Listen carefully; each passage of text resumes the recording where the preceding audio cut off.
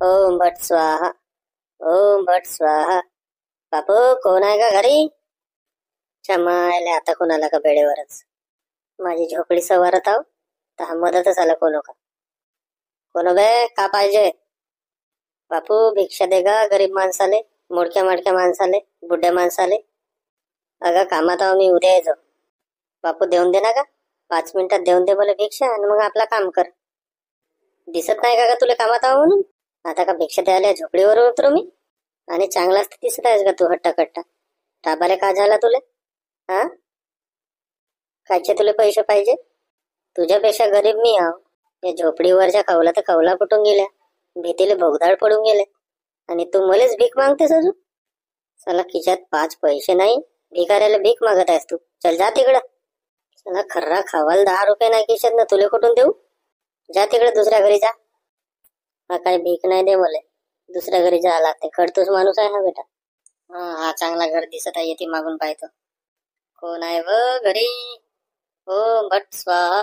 भिक्षाम दे. का का पाहिजे रे तुले? कालच तर आला होतास रे तू. दुपारी तापारी कोणी झोपून राहते, काय राहते, कोणत्या कामात राहते, नुसता येऊन जाऊन भीक मागता भीक मागता. तुम्हाला का राबाला नीट लागते का? बाबा काल कुठे परवाच्या दिवशी आलो होतो, कायच्या काही बोलतेस बाबा तू. रोजच येत जा ना, तुम्हाला राबाला लागते नीट. हा तिकडे जाता नाही का कोणत्या कामाले? का सांगू बाई, माझा पोरगा नाही चांगला, माझी सून नाही चांगली, मला घरातून बाहेर काढून टाकले तर मला भीक मागा लागताय बाई. हो तर कोणता कामधंदा करत जा ना, असं भिकायला मागतेस हा?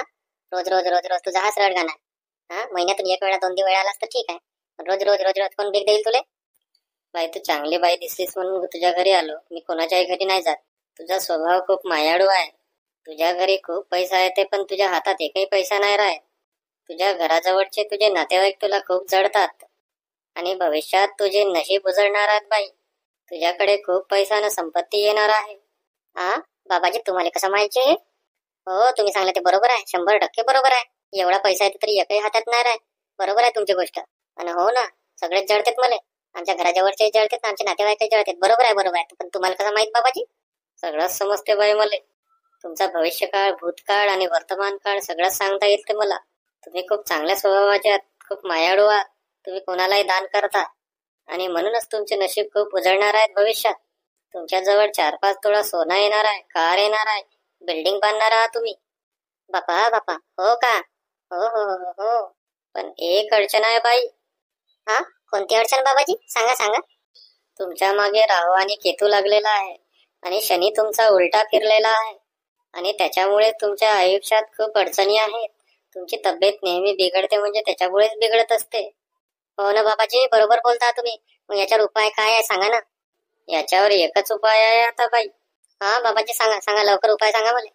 माझ्याकडे एक जडीबुटी आहे आणि ताबीज आहे, जो मी हिमालयातून आणलेला आहे, आणि तो जर तुम्ही घेतले तर तुमच्या जीवनातल्या पूर्ण अडचणी निघून जातील.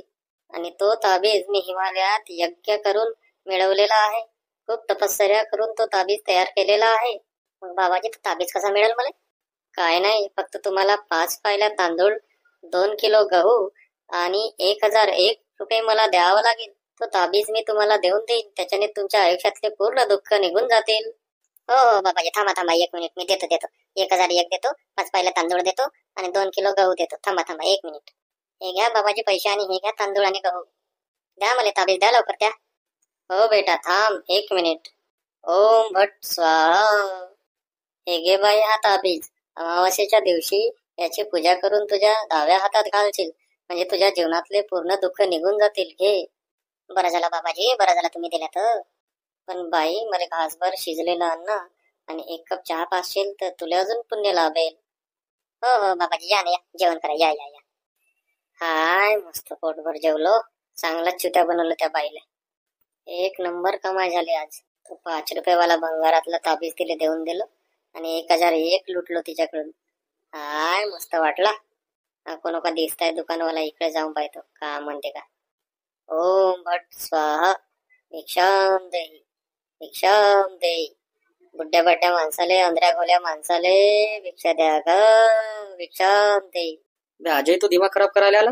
चला राबाला तुला नेट लागते का बे? हा एवढा हट्टाकट्टा माणूस आहेस आणि राबाला नाही जास्त इकडे भिक्षा मागतेस. तुला आज भिक्षा नाही मारच देतो, थांब बरं. चला काल मला भट्टीमध्ये दिसला दारू पेतानी. हा दिवसभर गावातून भिक्षा मागतेस आणि मग संध्याकाळी तिकडे भट्टीमध्ये जाऊन टिल्लू मारतेस नाही का? लोकायला चुत्या बनवतेस तू नाही का? थांब बे साल्या, तुला दणकेत देतो आज. नाही जी साहेब, मी नव्हे तो दुसरा कोणी असेल जे भट्टीत टिल्लू पे. मी बुडगा बाळगा माणूस, अंधरा गोला माणूस, कुठे राबायला जाऊ मी?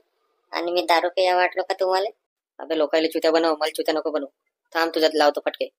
नको जे, मला माफ कराजे, माफ कराजे. बे माप नाही, तुला चांगलाच दणकवतो आज. तू 5 मिनिटात माझ्या डोळ्यासमोरून येथून निघ, नाही तर माझा सटकला बिटकला तुझा चांगला दणकवता येते. चल फुटतेस का नाही तिकडं? हो जी, जातो जे, जातो जातो जातो. उठ साला, वाचलं रे बापा. साला दणकोल्याशिवाय राहत नव्हता मला हा माणूस. साला पुरा दिमाग खराब करून टाकला. हट साला. इकडे या दुकानात मागून पाहतो का म्हणते का. ओम भट स्वाहा. भिक्षाम देई, भिक्षाम देई. आहे का ग बुड्ढ्या बड्या माणसाले, लंगड्या लुंगड्या गोल्या गोल्या माणसाले भिक्षा दे ग? तू कालच आला होतास ना बे? साला रोज रोज रोज रोज का झाडाला पैसे लागते का रोज रोज तुला भिक्षा द्यायला?